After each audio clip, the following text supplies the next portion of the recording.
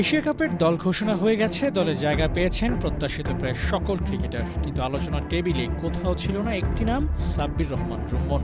সময় বদলে যায়, এই ধরায় অনেক কিছুরই পরিবর্তন হয়। সাব্বির যেন সেই পরিবর্তনেরই অংশ। 2016 এশিয়া কাপের টুর্নামেন্টের সেরা ক্রিকেটার ছিলেন বাংলার সাব্বির। হার্ড হিটার তকমা পেয়েছিলেন তখন। সাধারণ দর্শক থেকে ক্রিকেট সংশ্লিষ্ট সবার মুখেই ছিল এক কথা, টি-20তে বাংলাদেশকে সার্ভিস দেওয়ার জন্য লম্বা রেসের খোঁড়া পাওয়া গেছে। কিন্তু সময় যত বদলেছে, সাব্বির ততটাই আড়ালে যেতে শুরু করেছেন। একটা সময় এসে দলে জায়গা পাওয়ার রেসেই টিকতে পারেননি। কেউ মুখ ফুটে বলছেও না, সাব্বিরকে আরেকটা সুযোগ দেওয়া যেত।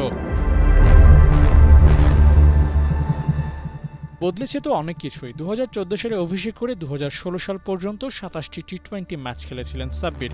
শর্টার ফরম্যাটে বাংলাদেশ টিম যে কটা ম্যাচ খেলেছিল তার প্রায় সবগুলো ম্যাচেই ছিলেন ওই 2 বছরে। কিন্তু ধীরে ধীরে কমতে শুরু করেছিল তার ম্যাচ সংখ্যা। 2016 থেকে 2019 পর্যন্ত অন অ্যান্ড অফ হয়ে 16টি ম্যাচ খেলেছিলেন। 2019-এর পর 20-21 সালে একবারের জন্য সাব্বির ইন্টারন্যাশনাল টি-20তে মাঠে নামেননি। তখনই ঠাহর করা গিয়েছিল, সাব্বিরের সময়টা বোধহয় শেষ হয়ে এলো।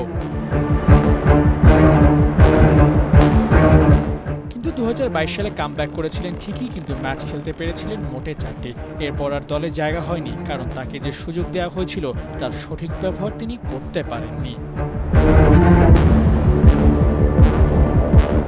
সবশেষ বিপিএলে 33 বলে 82 রানের এক ইনিংস খেলে বুঝিয়েছিলেন তিনি এখনো ফুরিয়ে যাননি। কিন্তু তাতেও নির্বাচকদের নজরে আসতে পারেননি সাব্বির, যার ফলে বিপিএলের ওই পারফরমেন্স এখন কেবল স্মৃতি হয়ে আছে।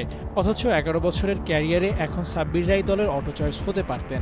দলের সুযোগ না পাওয়ার গল্প বলার চেয়ে দারুণ দারুণ সব ইনিংস খেলার গল্প বলার সুযোগ করে দিতে পারতেন সাব্বির নিজেই। কিন্তু সবকিছু হারিয়ে গেছে সময়ের গহ্বরে।